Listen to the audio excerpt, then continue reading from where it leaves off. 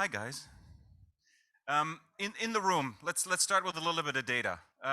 Who here, and only the startups, that's all we care about. Who here is in the B2C space? Ooh, 5 times more than last time. Who's in the B2B space? Yeah, there we go. Hello. Panel, you all know a little bit about B2B? Not really? Okay. Get started. Who are you? And why are you excited about the climate?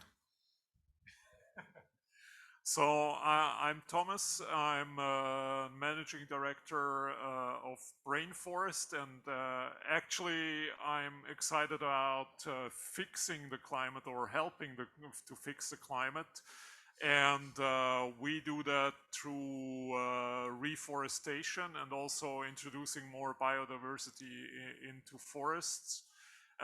Because that's gonna help us somehow achieve this 1.5-degree goal, which is getting harder and harder every year.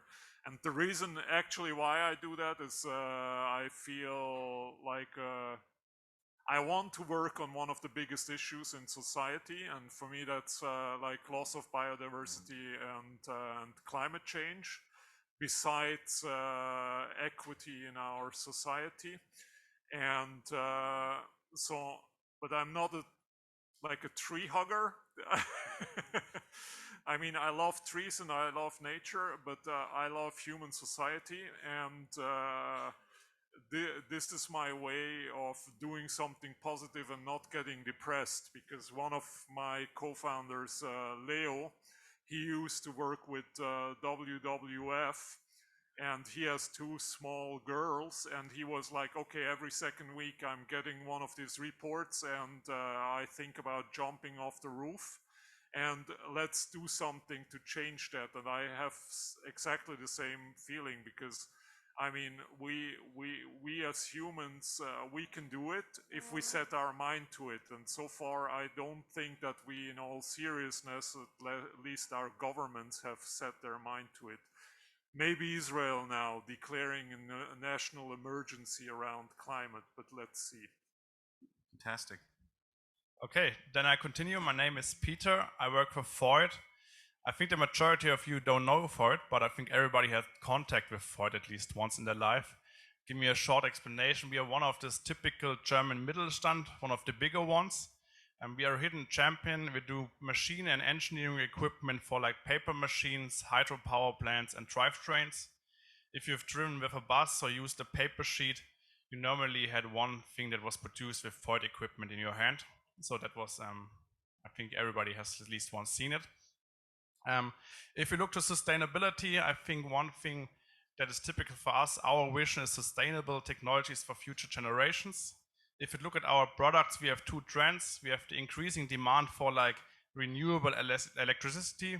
There we have the hydropower business.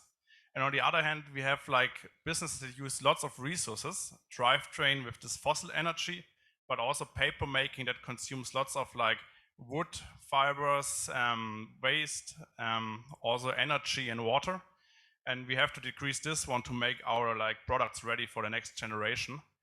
And that's most typically the 2 sides we are like focusing on with our products, and therefore always interested to look for like new startups, new technologies that are fitting to our like portfolio there. Yeah.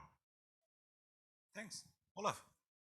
Yeah, well, as I mentioned earlier, we are engaged in food tech, and we have a big passion to make a contribution to make the food sector a bit more sustainable. I will not repeat what I said earlier already this morning, but the other thing is it's fantastic to see that consumers have shifted. Over the last 5 years, you've seen an accelerated demand for alternative food, alternative protein, functional food, clean nutrition, and that's why you see such an uprise of startups.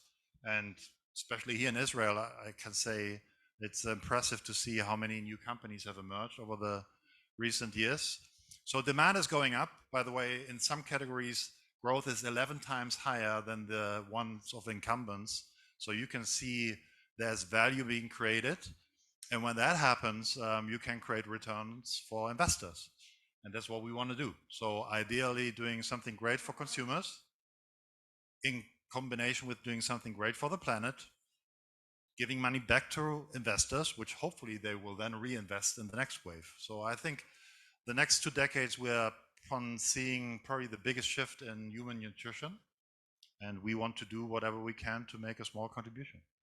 Fantastic, thank you guys. So you see you have a large variety of people in here that cover all or most aspects of climate solutions. Let me ask you guys, what are you looking for here? I mean, you're here in Israel now, it's a pandemic. We are sitting here in Tel Aviv, it's not about the weather. Not today, not this week, no. What are you here for? What are you looking for with Israeli startups?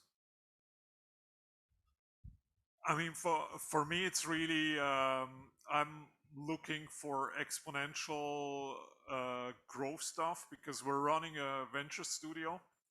Brainforest is a venture studio for more forests, and the way how we finance this stuff is we first attract philanthropic capital to really see if an idea works and if it's scalable.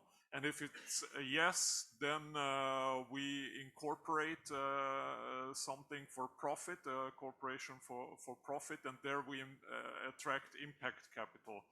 And so far we've done this with 2 companies within the last 18 months. We've attracted philanthropic capital of 2 million Swiss francs. And for the 2 ventures, it's almost 5 million euros now. Yeah, so the reason why we do this with impact capital is because there the horizon is a little bit different.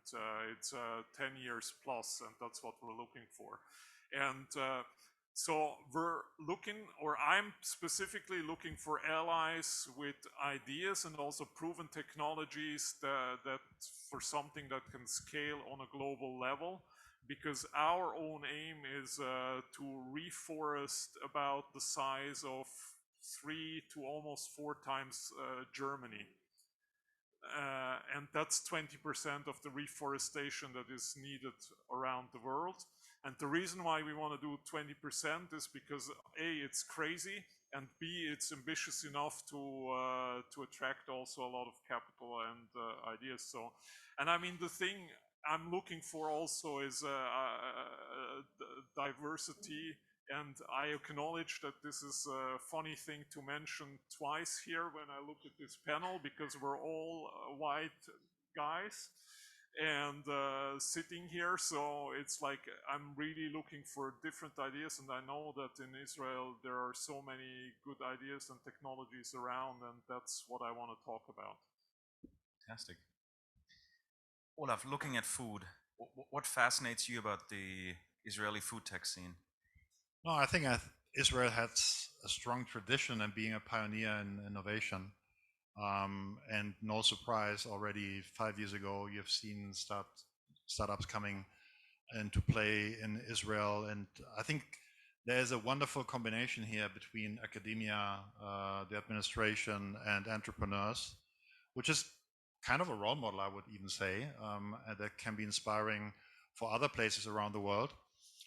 So therefore, that is something that I take home, learning as much as I can.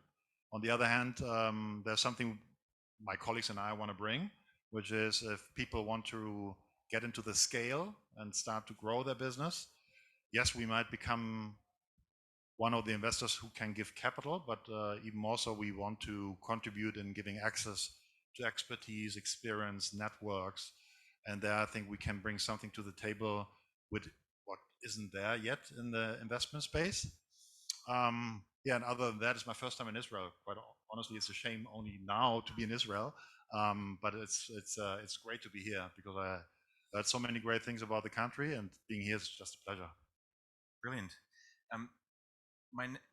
Peter, do you want to add something?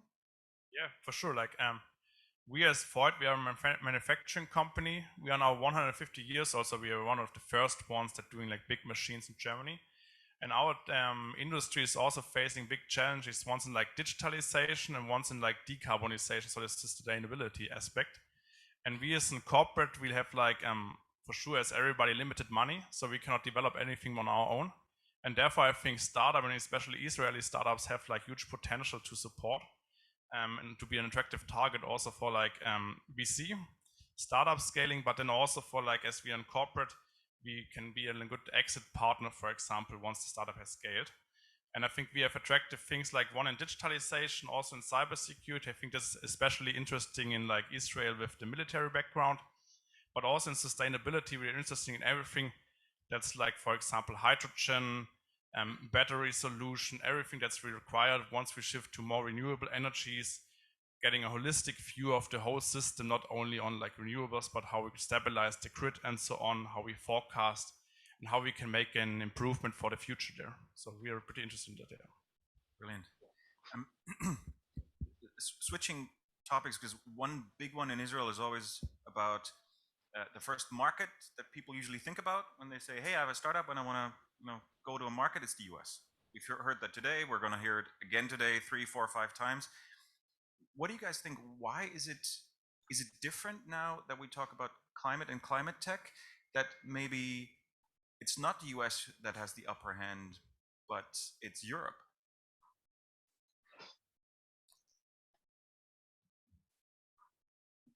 I can start maybe. I would disagree and then I would agree. I would disagree because the level of funding that went into the food sector and innovation in the United States by and large has outpaced everyone else.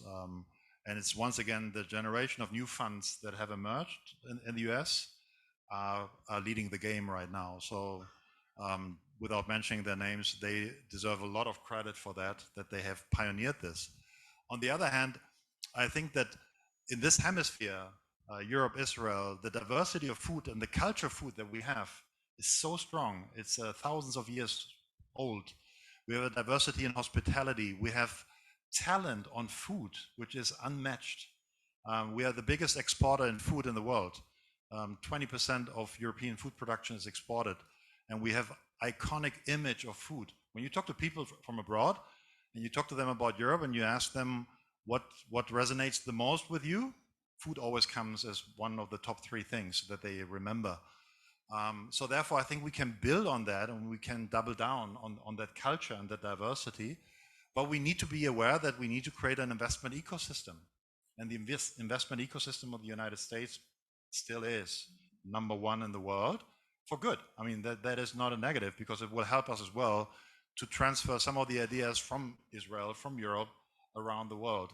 But yes, I think we need to speed up if we want to keep that role of being a #1 in food around the world in this hemisphere. I think we should accelerate our effort. And you know one or two things about food. Yeah, from the like econ biodiversity field, it's like true. The US still has the largest investment size and so on, compared also to Europe. But actually, I see an equal issue on both continents. It's a lot of the stuff that is going on is, let's say, greenwashing, and it doesn't really contribute a lot to reaching the climate goals. And because all the countries are looking at it, at least in Europe, as a local and regional problem of like the floods last year in Germany last summer and so on and so forth. And what we see now, or what I see now, is a lot of startups that are thinking, or in a way, how to connect stuff in Europe. Like, for example, one of the 2 startups that we started is in Germany. We're in Switzerland based, but we saw, okay, we lost 3% of the total of the German forest over the last 3 years through droughts. And so we're going to concentrate on that, just bringing back the 3% and through that generating a standard and so on, so that there can be done more in Germany. But what we really see is so far like a lack of like global interaction on this, a true global interaction. Because when you compare all the budgets that are around, like from a government, then we need to do much more. And it's not just the money that is solving the problem, but it would be a start. But that's one of the reasons why it's good for us to be in Switzerland, because we were able to incorporate as a non-profit foundation, and we can run a venture studio that generates for-profit startups, but all the startups have to go to becoming a B Corp, so for good. And I mean that wouldn't have been possible in any other country. So, and that's something that we're bringing now to the rest of Europe as an idea for the States to do something like that. Brilliant. Do you guys have any questions? Please, not everybody at the same time. All right, cool. Let's get more concrete. What can a typical B2B or B2C Israeli startup in the climate space do to go two ways? One, get financing from Europe, family offices, VCs, whatever. And Olaf, you mentioned earlier that you also do value creation in terms of network and you know, create connections, former employers, for example. The two things: financing, how to get startups financing in Europe, what are the concrete steps to do, and how do we get the opportunity to not have to cold sell European companies, especially the one in the DACH region? What are the steps they can take? Maybe I take this one. That's an interesting one. Because I think if I would be a startup, I would contact a German-based or European-based company. I would try to get in this like associations we have in Europe pretty quickly. We have the VDMA, we have the BDI. It's like huge organizations where a lot of like Mittelstand or medium-sized companies are connected with each others, and also where the top executives have like exchange or board routes to specific topics. And I think one thing to know as a startup is like, normally if we are looking for startups, we're looking for digital or like top-notch technology startups. It's currently still in development. And the goals and the types of people deciding in the companies for those startups are normally top executives that do the strategy for like future developments, vision of the company.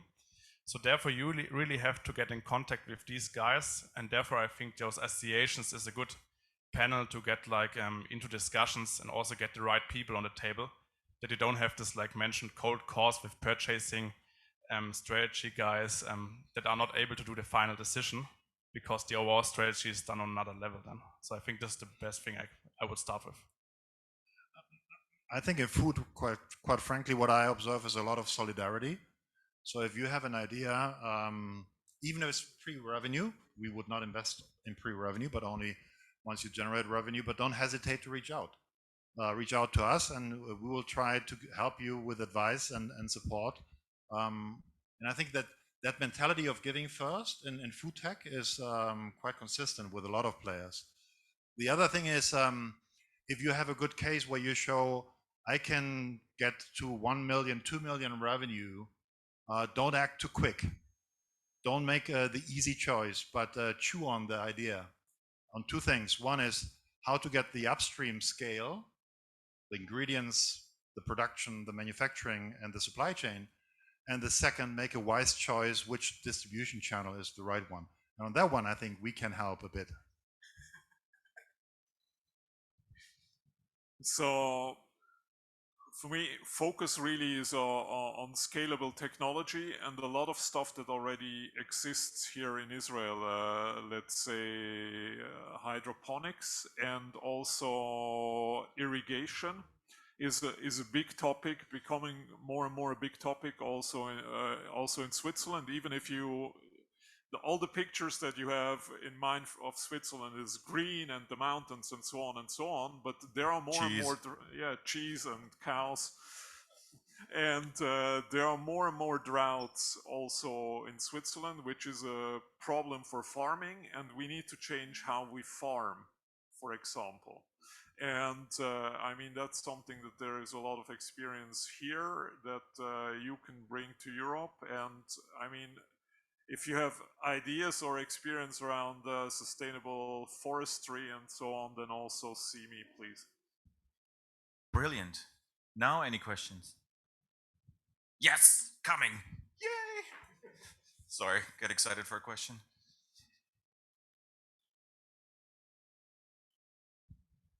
Hi.